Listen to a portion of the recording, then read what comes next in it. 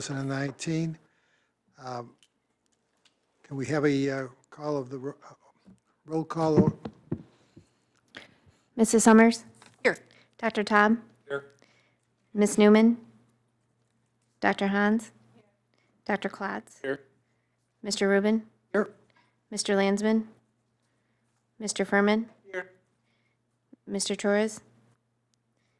Ms. Guadalupe? Here. Ms. Bernard? At this point in our meeting, we have an opportunity for public comment. I don't see anyone on the chart here, so is there anyone? We'll move right into the agenda. The first item on the agenda is the budget update. Anya? Good afternoon. So I think late this afternoon, you all received an email. I'm guessing many of you did not have time to at least thoroughly look through it. But a week ago today, we received the final rate certification letters, which had the final rates for fiscal year 20. And what we do at that point in our process is take those numbers, run them through the same eligibility and revenue projection files that we had before, and then compare them to what we had in the original budget. So one of the documents that you received was the comparison to what is in the actual budget. At this point, what's in the actual budget, again, still looks like a very conservative estimate. But what we'll do at this point is start to watch the money come in October and November and plan to do a budget amendment in December. But the gist of it is we're projecting roughly $8 to $9 million more than what is currently in the budget, which puts us at an overall surplus of about $11 million. $2 to $3 million of that will be in Medicaid specifically. So once we see that money start to come in, we will adjust projections and make sure that we have things as close to accurate as possible for Budget Amendment 1 before we do that. In addition, Budget Amendment 1 will also have any adjustments to expenses that were not included in the original budget. I think that's about it related to the budget update, unless people have specific questions I can answer. I mean, it's good news that happens so infrequently. I'm not sure what to do with it, so. I don't know how to talk about it either. Like, we've ran the numbers about 16 times just to verify. Take back all my concerns. Moment. Oh, you're all shocked to hear that, but anyway, be interesting to see it. And what to do with the money, we could.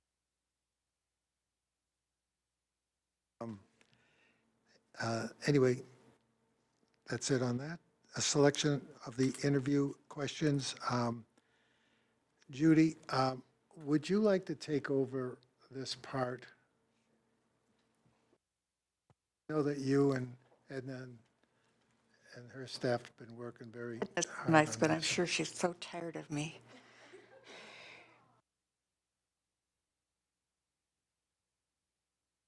The only thing I would say going into this, just as a non-specific, but just kind of a general direction, when we got the questions to review, the suggestion was that we, thank you, that we do not refer to the questions by their content, but rather by their location on the sheet. So if we're talking about questions, we might say board question number 4 or something like that, as opposed to actually discussing the questions specifically. Does that make sense? Okay. So I guess what we'd want to do at this time, I would really have hoped that John, Paul, and Jonathan would have been here, that we need to zero in on what it is that we want to ask for the first round of interviews. I think that we discussed casually and we'll probably discuss more formally what we might want to ask for second and, if necessary, third round questions, because I think we'll probably want to get a little bit more specific. But I think that the questions that were suggested by the three segments of the stakeholder community were really quite thoughtful, and the board questions were also very thoughtful, and I think they do cover pretty completely the first tier of the landscape of where we want to go and what we want to know about people. So I guess if there's any discussion, they're broken out. There are three from each segment of the stakeholder community that we, as board members, voted on. Hi. And we're just starting the discussion on the questions, John Paul. There are any redundancies or any questions regarding the questions? Do we want to take them as presented and go, there are 14, an unmanageable amount, I don't think, for a first round. It would give everybody a chance. And a lot of them do kind of come at similar issues somewhat differently, which is kind of, I think, very helpful.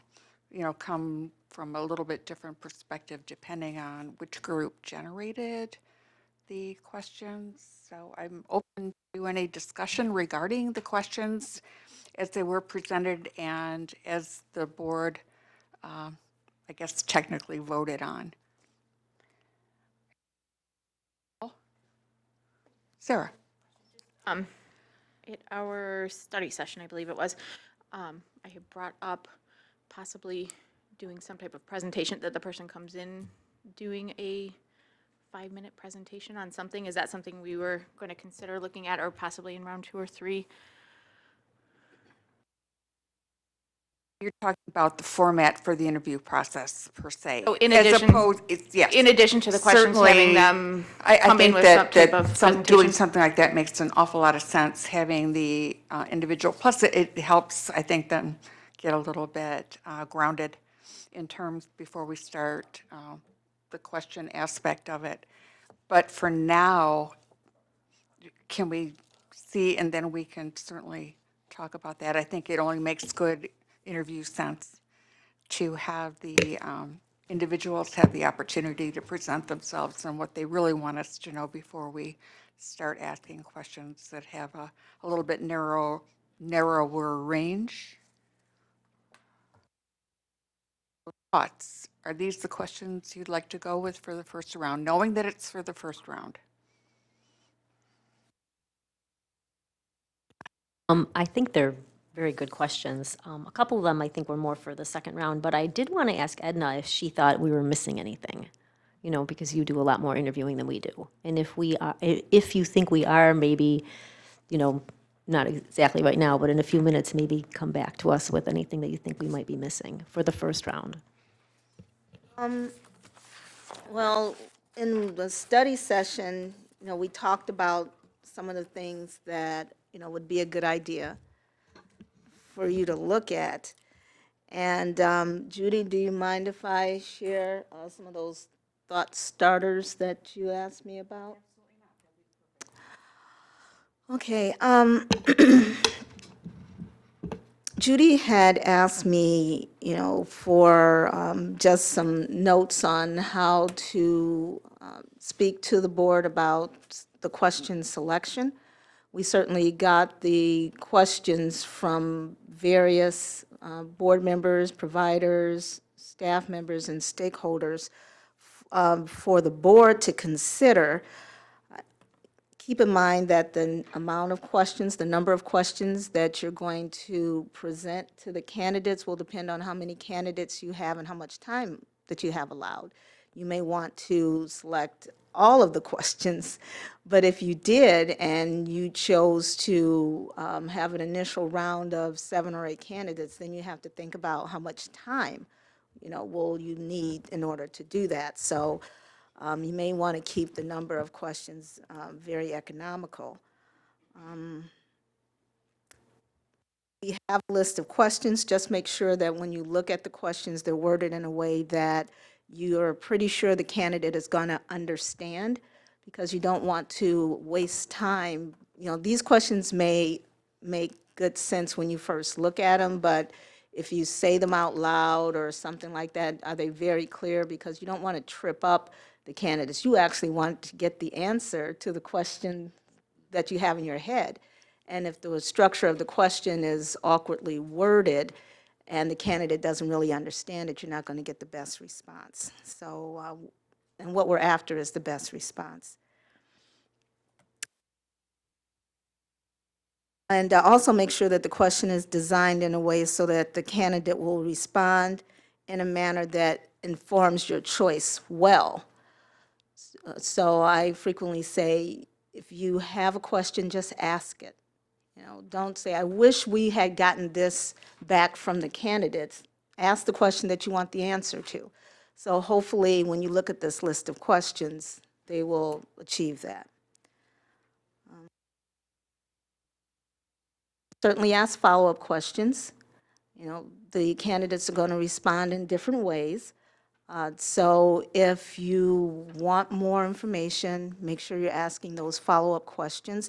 It doesn't mean that you're asking someone a different question than you're asking the other candidates. You're just asking for more clarity.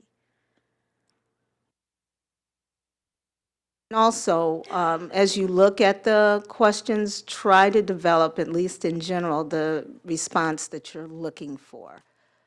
That way, you're not winging it, so to speak. If candidate B answers the question this way, oh, I like that, or I like the way candidate C answered the question, or I like the way candidate F answered the question. There's going to be some variance, certainly, but at least have a sense of what you're looking for, so you have a roadmap.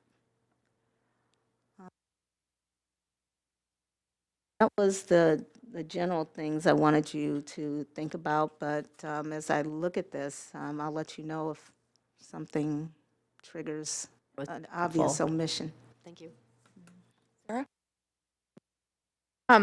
For question number 5 under board member questions, I'm just wondering if you can take a look at it and see if you think it's too loaded. Is there too many items in that? And I guess we don't need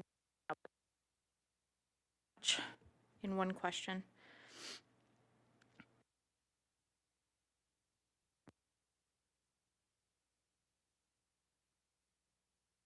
It's something I think everyone around this table would be very concerned about and would want to inquire further of a candidate.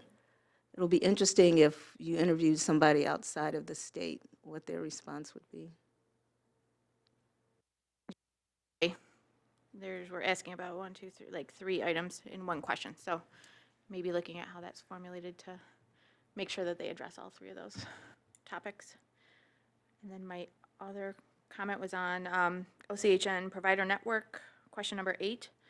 We have someone's name in that, so potentially switching that to a role instead of their name, because I would hope people are looking to learn about the agency, but if they don't know who that is, that could be an issue. Probably eliminate the example. I think you'd be okay just eliminating.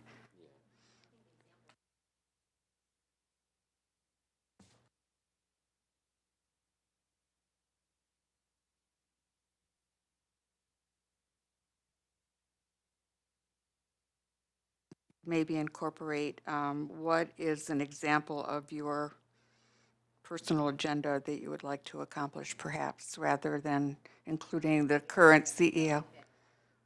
Something like the 2. Number 7, and I know I didn't raise my hand, but question number 7 and 12 are very similar. Maybe we can combine them and make them into one. But there were a couple we could collapse also.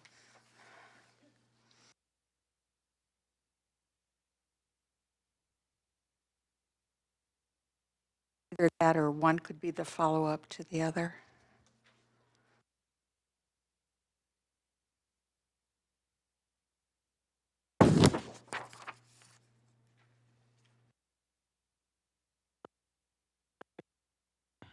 In terms of who.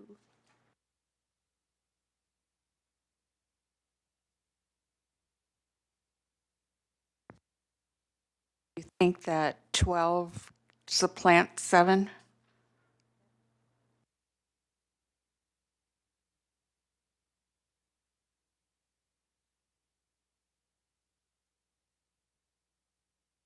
But it's actually asking for two different actions.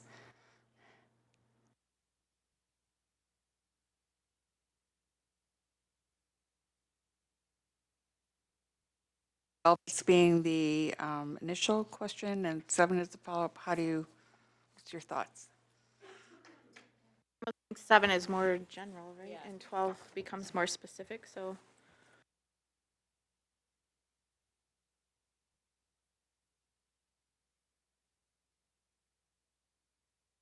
I was saying 7 seems like the overarching general, where 12 hones it in a little bit more, that I would say 12 would be the follow-up, because potentially someone might address 12 in 7 without. Thoughts on that?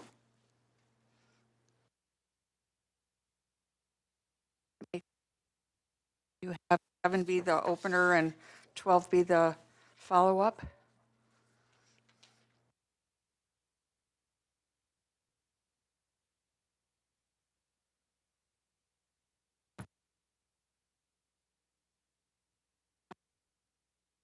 I'm concerned about is that the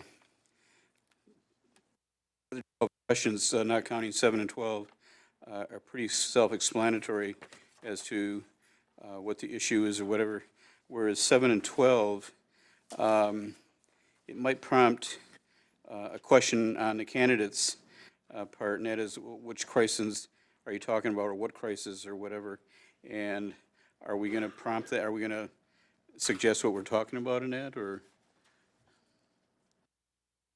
Assumption that everybody knows what the staffing crisis is, just by the nature of the question, the way it's worded. And I don't know, Well, maybe that's a deal breaker. If they don't know.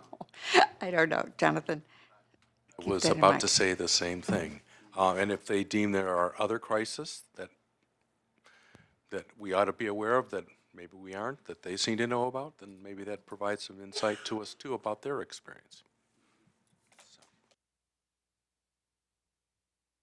I can just remind the board to try not to give too much away about the content of the Stay question. away from content if we could. We are going to, as per the suggestion at the top, refer to the questions by section and by number, and not by content. Okay.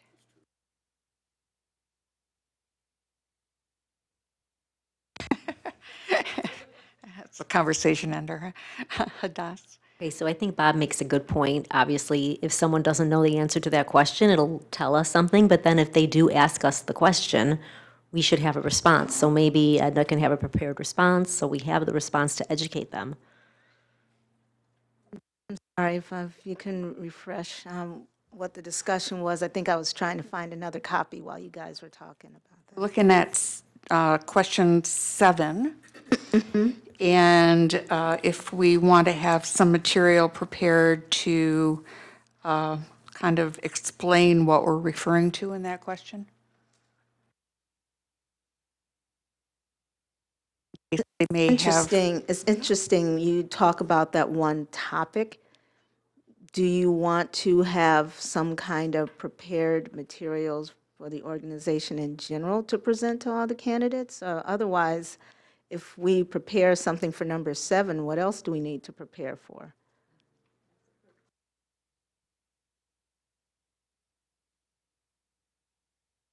you're suggesting that we might look at the questions again and see if there's an overall package of information we might want to forward to the candidates Yeah. that are going to be interviewed. Thoughts? Jonathan? I don't think we should have something that we would provide to the candidates.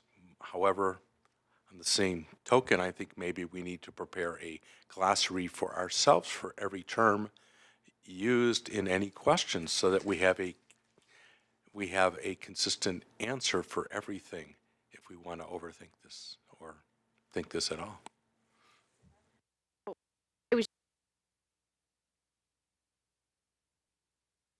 Are interested should be able to do research on their own and be looking into this, and we shouldn't be, in my opinion, putting forth the effort and getting the information for them, because we have.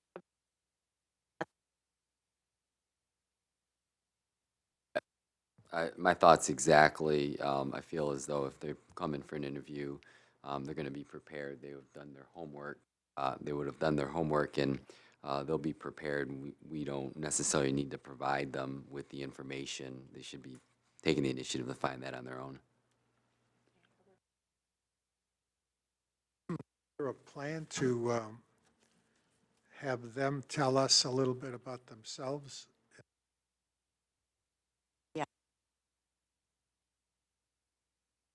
Oh, you haven't? No, it's just that we hadn't elaborated on that, but Sarah brought it up, and I think it's a very important aspect to the whole interview process, to have the candidate have an opportunity to introduce themselves and say what they might want to highlight about themselves. Hadass, and then Adam. Round two, what Sarah was referring to was like a topic, that they would present a topic, so we would see how they could present something. And then for round one, that's just a question, we can just add that as a question to tell us about yourself. As that, the first question, normally that's in an interview, but, because we have to prioritize anyway, all these questions, don't we? Which ones we're going to do first, and if we run out of time, which top ones we want to use. Well, the important thing we have to remember is that everybody needs to be asked the same questions. So we can't afford to run out of time with one and have them answer 7 and have time for someone else to answer 11. So we have to make sure that all the candidates are asked precisely the same questions. Be conscious of that during the interview process. Adam?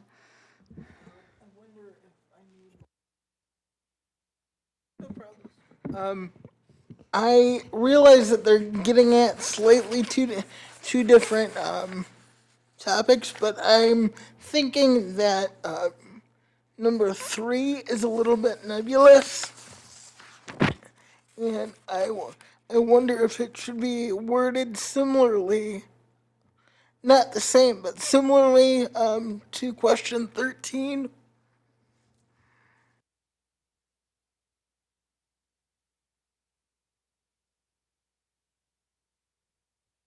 Maybe be a little bit more concrete in question 3.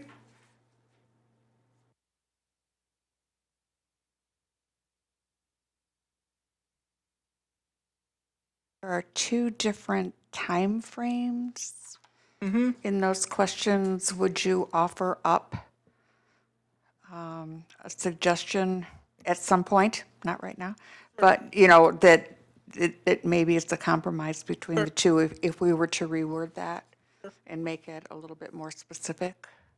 I missed somebody over here. Somebody had their hand up? No?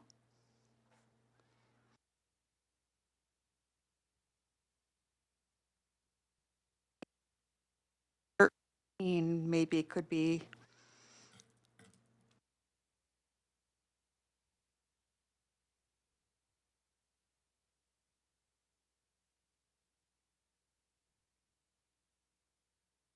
if we shorten the time frame.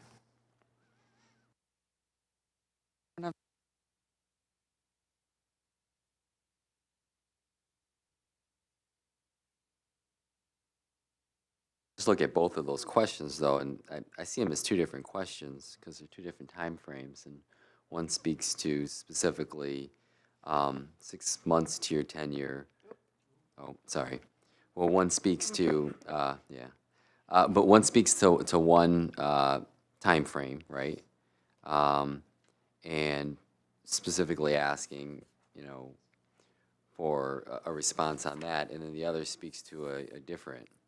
I see them as 2 different questions. Discussion on that? I kind of do too. I mean, they have some similar themes, but I think it's a different question. Can that just be a Hadass? follow-up? Can't, like, 3 be one first and then 13 be a follow-up to that? So it's sort of like they're in the mode of time.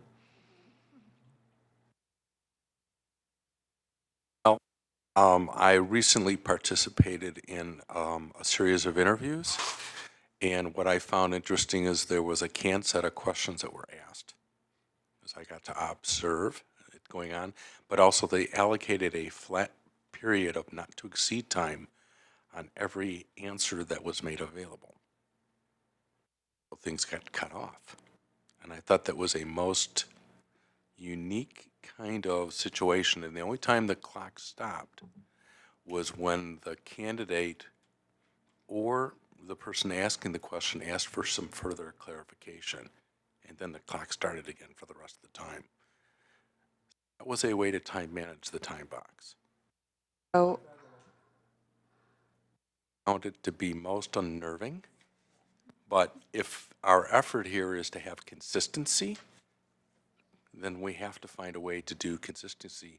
And if we feel that's the most important facet of this, of exactly how we ask the question, the same intonation, I guess, in terms of not just what the words are, but how it's asked, then we are really going out on a limb for definable, repeatable process here. But something very close. What our intention is, our intention to really understand each candidate that we're interviewing.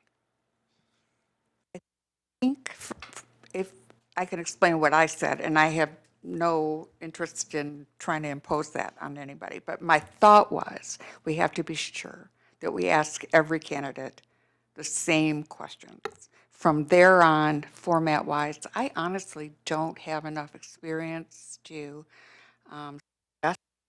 process for that, but I do know that we want to be sure that and if it takes more time, the last time we had our interview process, the interviews lasted pretty differently time-wise. And I think we just have to bake that into our plan for the day in my mind, but I just want to make sure that everybody's asked the same question. Are they going to be asked the same question in the same way? We're people, you know. We can do our best to do that, but, John Paul? One of my experiences similar to that, but was that we had an allotment of time that the candidates were all afforded. So if they, depending upon how they answered the question, how lengthy they got, then in the end, we just notify them at the beginning, this is how much time you have, so that they knew how to get through their questions and that they would need to finish it at some point so they could get all of the questions in. And I felt that was pretty succinct and helped things move smoothly. So that in some of the candidates were not able to get through all of the questions, and most of them were, but some were not because they were a little bit more lengthy. So maybe an allotment of time on each candidate that would be specific. Because when I look at the questions, I think, when we ask the questions, we're looking for an answer, right, that we have in mind, but they might give us something different. Every candidate's going to be different, and we're going to gauge their qualifications based on the answer that they give us, their experiences, or how they're answering it. So for me, I mean, I like these questions. A few tweaks we could make, I guess, that we're talking about, but I think that most importantly, we're asking everybody the same question. Everybody's going to answer it, completely different or maybe similar, and that we just put a time frame around it. I think it's going to, I think what we have here is a pretty good pool of questions. So I understand, for instance, for an example, you'd say that each interview would last 90 minutes. Is that what you're suggesting? I think that's a little lengthy. Well, I'm but not, yeah. that's a hypo. Yeah, but that's what I'm Hypothetical. suggesting, yeah. No, yeah. but I mean, you say we expect this interview to Yeah. last X 45 number, minutes, yeah, hour and, maybe. and yeah. we have 14 questions we need to get to, Right. and just kind of set that out And I ahead. think that allows the people to, kind of set their game plan right off the bat, that, okay, if I have, we have this many questions we're going to ask, I have an hour to answer all these questions, they can start to gauge when they're going too long and start to move on to the next question or end. Better than Steve. I was just going to say, I've seen that work very well, where we've said you have 30 minutes and actually have provided a copy of the questions for someone to have in front of them. And that way, it's for visual people. They can see that as far as, so the question would be in front of the Is person. that first time they've seen the questions at the Oh, interview? yeah, at the Got interview. it, okay. So you just have a sheet so that they can, because sometimes some of these questions where we're asking many things does give them a chance to focus in on what they think their area of strength might be. I can see where that makes sense. Steve and then Jonathan. Back to number 5 again. The three things that we're asking about are actually all the same thing. They're not three separate things. It's one boilerplate item, and you can refer to what is trying to be done by any of those three terms. So it's not as long and complicated as you may think at first glance. I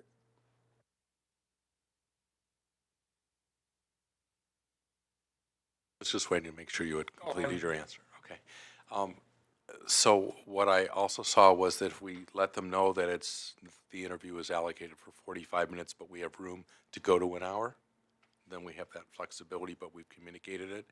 The other is if we don't share with them the question until we ask it, then we can get a better sense of their listening skills, their active listening skills, as well as their communications, verbal skills as well. And I think it's a real, everything we do here is with verbal.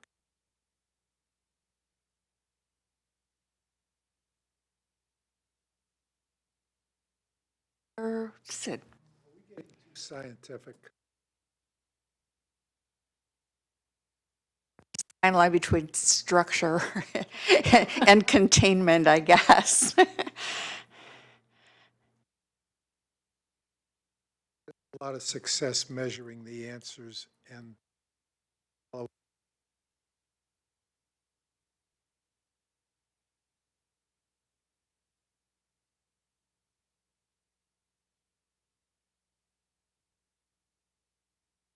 So are you suggesting we don't inform them that we're setting aside a certain amount of time for the interview? oh,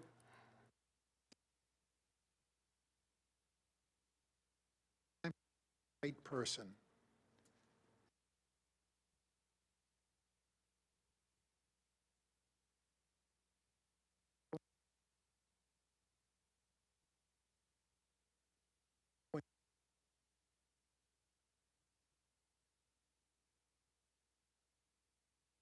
And I think you learn a lot.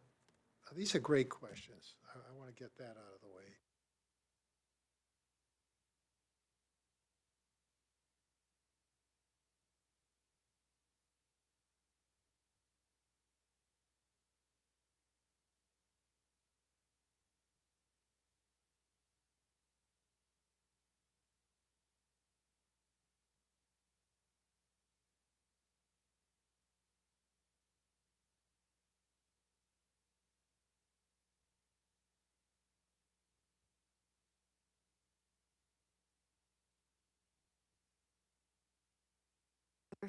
Thoughts?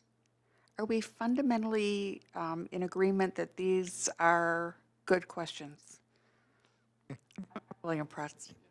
I thought that, having the broader based feedback really benefited, I think, our attempt to get at a lot of different things in a lot of different ways. So I'm really pleased with that. I agree with you. I think they're good questions. I guess what I'd be interested in at this point in time, I mean, we can have more discussion, but is there consensus on whether or not we want to set an amount of time for the interview? Steve? Did it last time when we hired Annette, we did have a set amount of time. Some people actually finished early, and a couple of times, the next interviewee was already present on this, so we started early, and other times, we had 45 minutes to kill. But if you don't leave enough time, and I don't know what the time would be, 90 minutes, I think we left 2 hours last time per person, and some people were absolutely done in an hour and a half, so we had a half hour to kill, but sometimes the other person would already be there. So I don't want to leave, I want to leave enough time that would be reasonable. Now, we had some people that were very found it difficult to focus on answering the questions, and no amount of time would have been enough. So, I mean, we have to decide amongst ourselves how long would be a time, and I think that we should say, we're going to ask 14 questions, and at most, it's going to take an hour and a half or less. Yeah, I think the time should be at least no more than an hour and a half.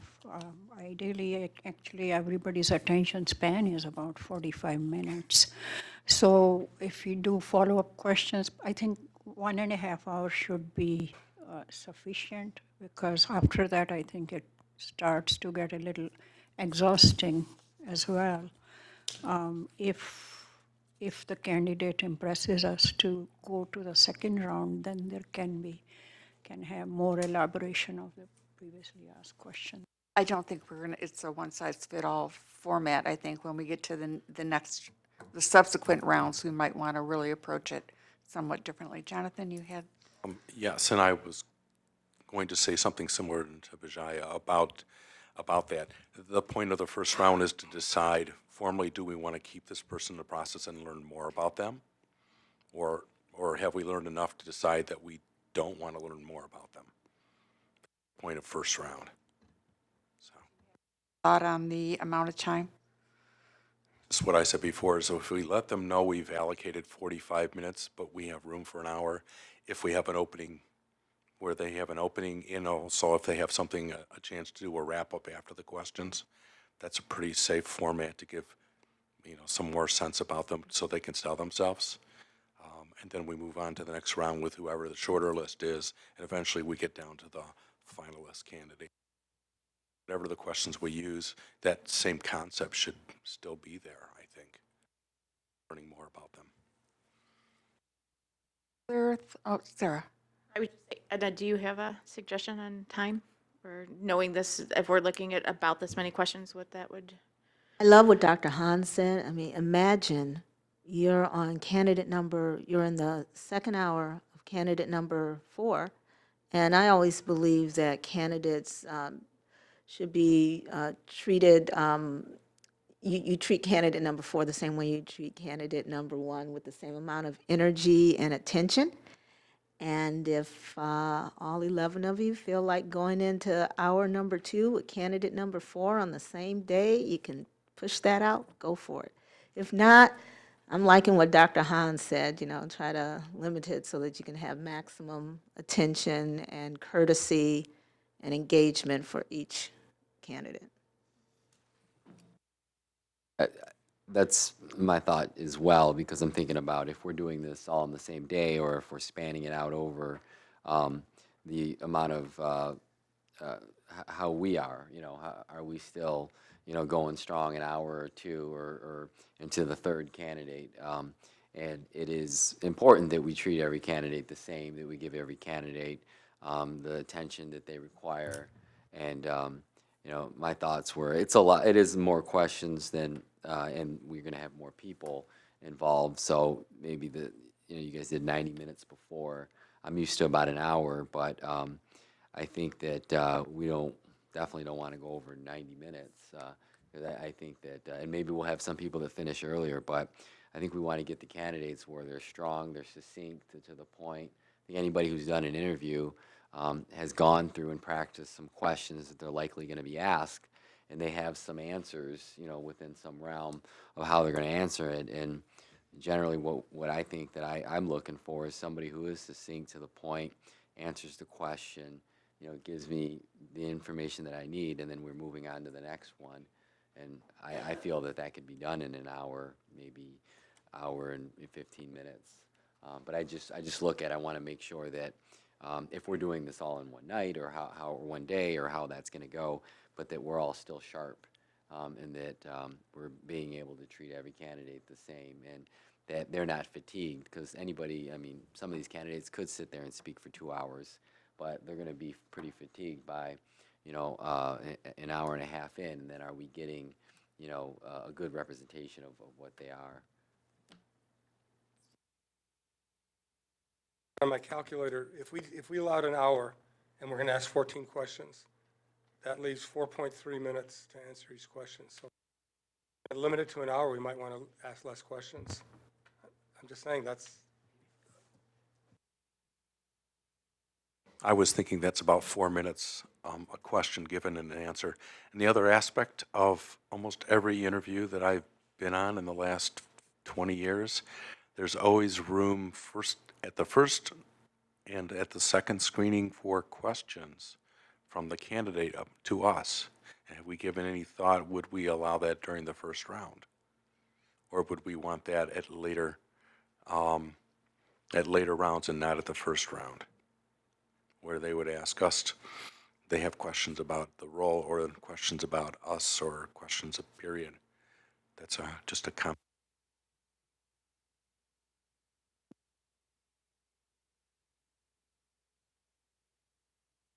Yeah.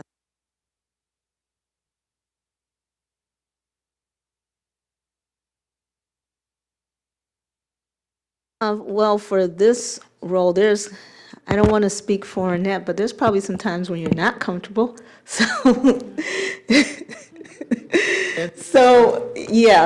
I don't necessarily think I mean, I believe there should be a tell us about yourself type of question, and I think that's pretty much as soft as you want to get, because, again, you have to be economical with the questions that you have. You need to know what you need to know in order to make a good selection. So I'm not sure for this position, what the purpose of a question that's not, directly related to something that you need in order to make a decision. I am a fan of always giving the candidates a chance to ask questions. I think they expect it from the organization, and I think it helps to also inform you about the quality of the candidate. What's the caliber of the questions that they ask, and I think that's something that, would serve you well. And then Sarah. Edna, would you say that scheduling interviews every hour and a half would be too tight? Well, we try to have a little bit of buffer in between, just so that the panel can have a little bit of a break, and sometimes you do run over. If you schedule them well, it depends on the number of questions that you settle on. I think 14 is a lot, and there was some discussion of combining 7 and 12, so there's a possibility you might get down to 13, but it seems like a lot of questions.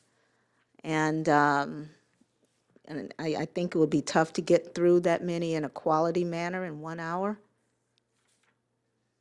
Just historically speaking, I remember when we did the interviews last time, that I had the chance, there were 6 of us, and I had a chance to ask 3 questions. So we were in excess of 14 questions in our last round. And a lot of them, I mean, don't require a lot of talking. I mean, a lot of these questions have very, I think, clear answers that don't necessarily have to be greatly elaborated upon. So I guess I'm of 2 minds on that, because I know that we asked it's got to be at least 15 questions, maybe more, and it did go long. Now, I'm not saying that that's the way it should be. I'm just saying that it didn't turn out to be too many, because some of the answers were very short. And some where there were some where they really didn't have an example or a response. So, It would be difficult for me to see with this group of questions that a quality candidate wouldn't have responses to them. That would concern me. I think that you said the magic word, though. That is something, I mean, any candidate that is worth a second round certainly would be able to respond to every last one of these.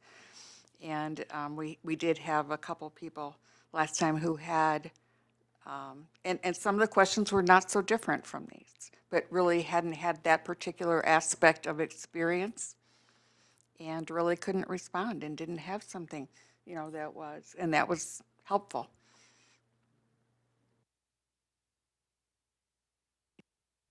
Adam, did you get the answer to your question? I did. Oh, okay. Steve? I noticed that a lot more than several of the candidates looked like they were computer matches on search engines and may not have any idea what we do. So somebody else said it, if they get called in, they need to do some homework and go to our website and find out. So they still, even if they just matched up electronically and weren't actually seeking this particular job, once they are being considered, then the that we want certainly would do some homework on it. So that would be something telling that they wouldn't have any answer to the questions at all.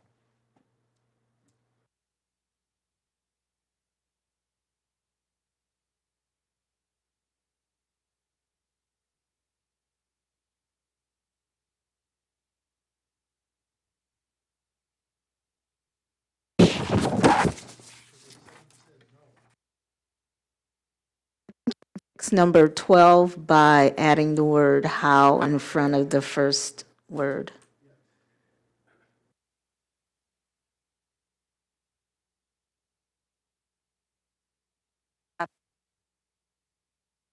Optional, would it, in number 12?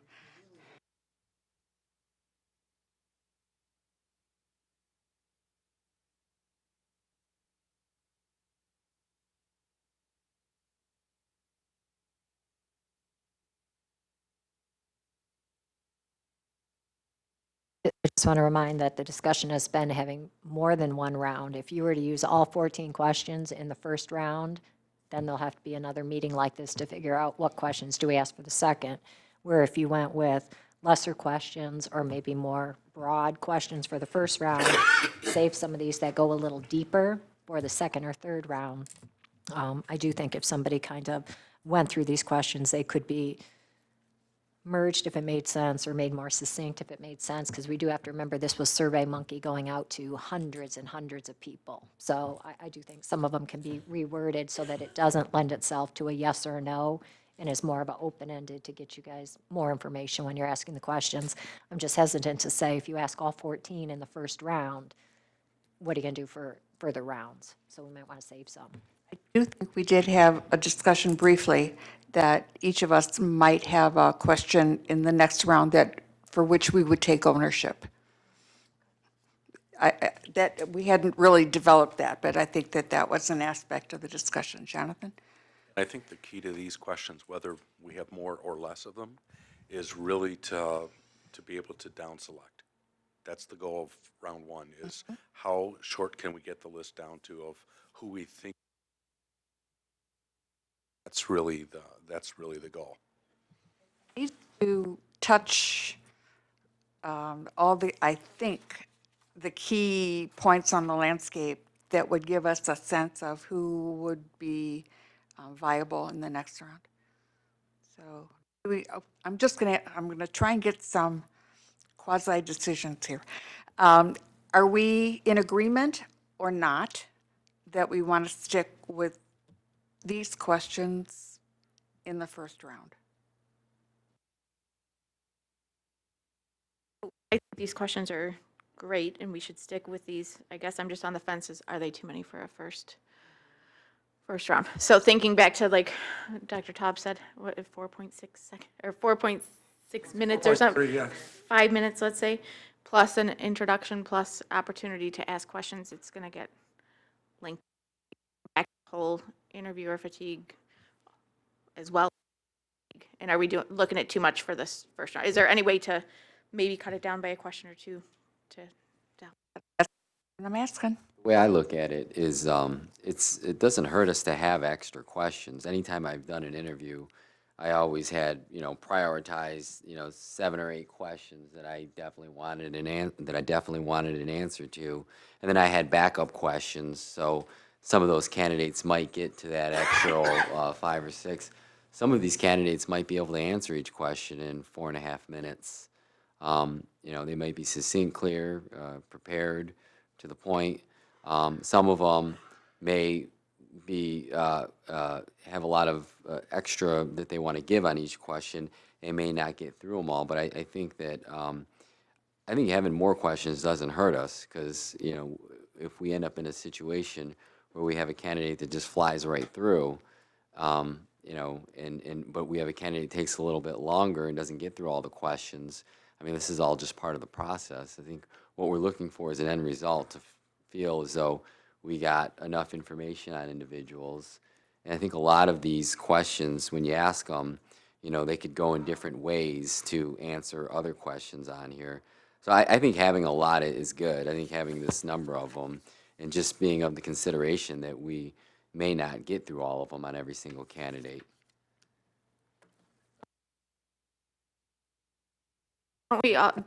Doesn't each candidate, though, have to be asked the same questions?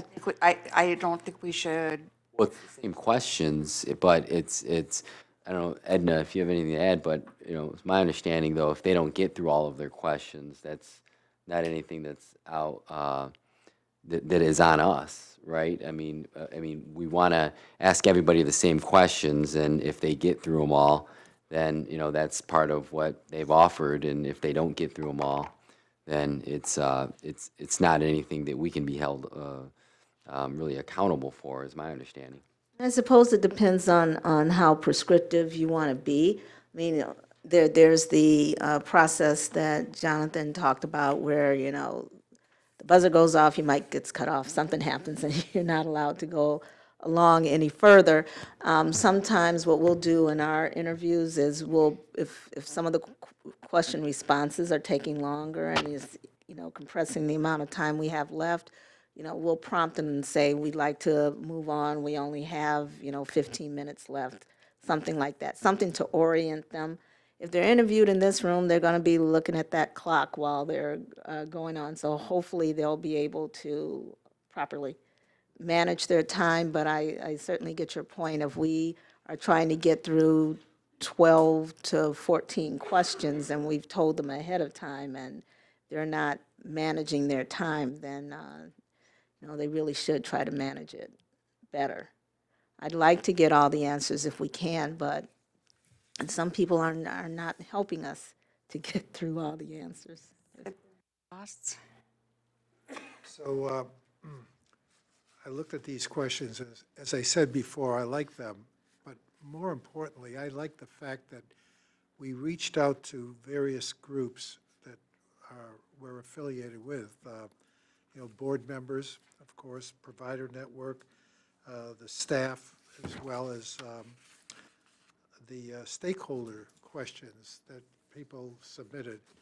And I think in all fairness to the people who took the time to fill out their concerns, I think we have a good representation of the concerns of those 5 groups.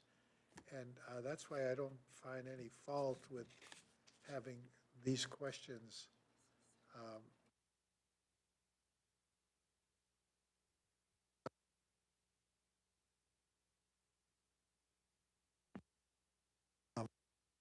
that's why I don't have any problem with these questions being selected and moving on. Maybe taking away the yes or no opportunities that I mentioned earlier. Those are my thoughts. Yes, you have something? Be okay, really, we're up to, let me just make sure I have the right number. 2 other questions, we're up to 16 questions. The problem is if we were to take off 2 questions, I don't know if we'd agree upon which 2 questions to take off. And so, we can start out, and if we find after we've done our first 4 candidates and it's the second day that we haven't been able to get through all 14 questions, we'll have to then prioritize, I think. I think it'd be great if we could take off 2 or 3 questions, but I just don't know if we would agree. And we've been talking for, 45 minutes, so I kind of feel like we all agree we like all the questions. That we'll find that if we're only getting through 8 or 10 questions with the first few candidates, then we're either only going to get through those first 8 or 10 questions for the others, or just decide that those are the only ones we're going to ask for consistency's sake for all the others.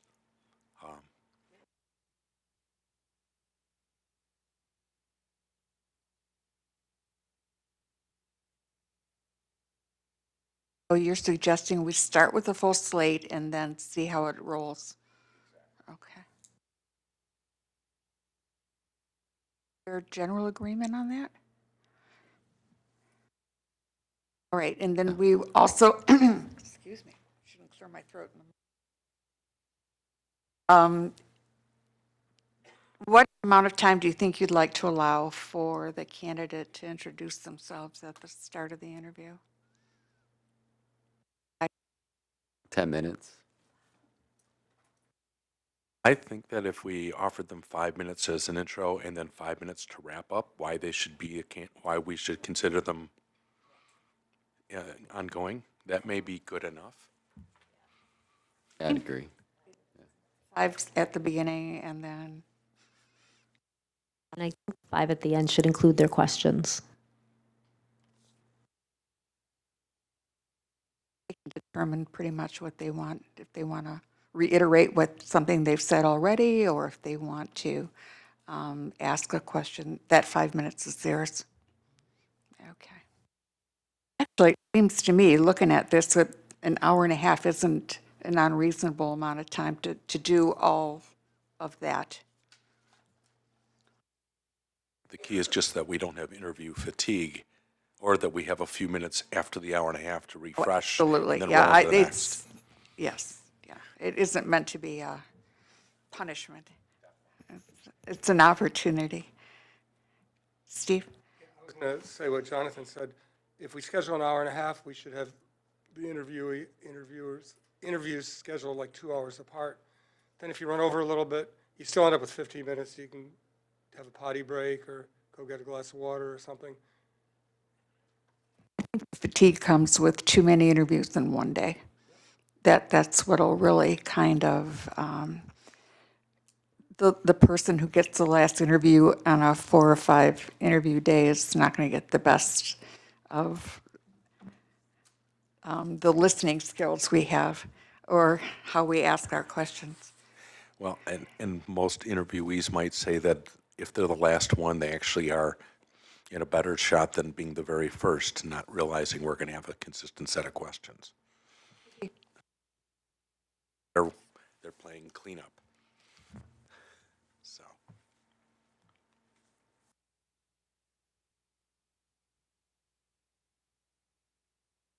So to begin our outline here, I'm going to allow about an hour and a half. That includes 5 minutes at the beginning and end. That's candidate devoted, and the rest is questions. Give ourselves a break between interviews.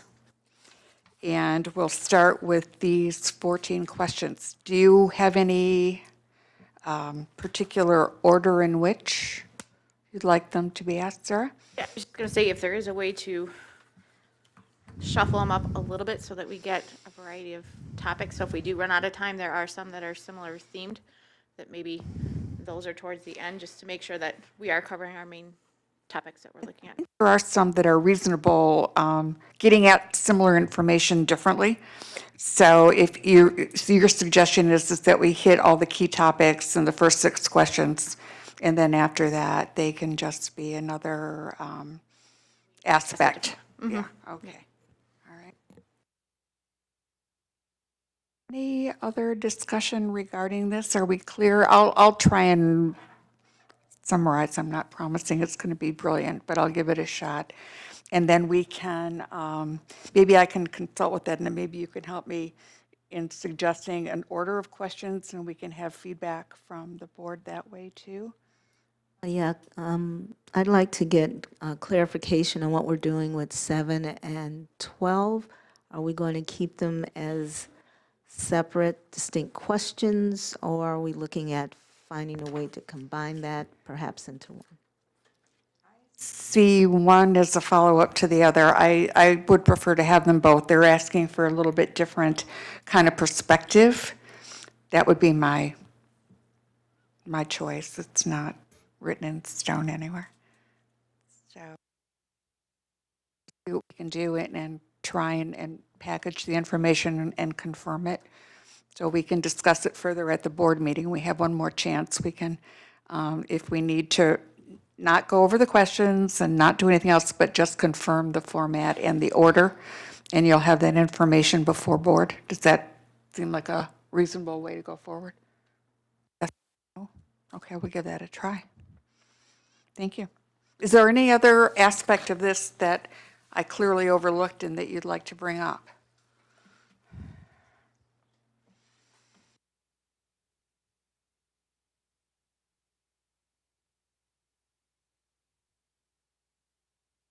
Not hearing anything, so we're kind of on the same page for the moment. We'll let it soak in and have a chance to confirm at the board. Does that does that work? Okay, great. The end of my portion here. The point in our agenda that we're going to go into closed session. And pursuant to Open Meetings Act, MCL 15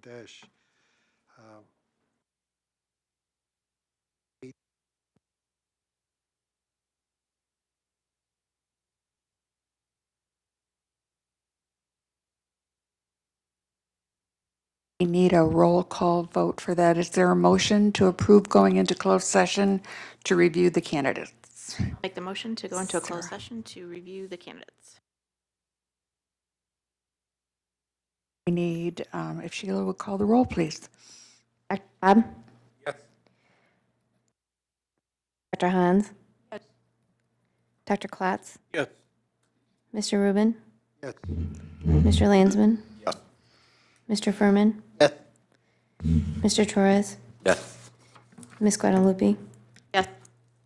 Ms. Bernard? Ms. Summers? Yes. 9. Motion carries. You can go into closed session.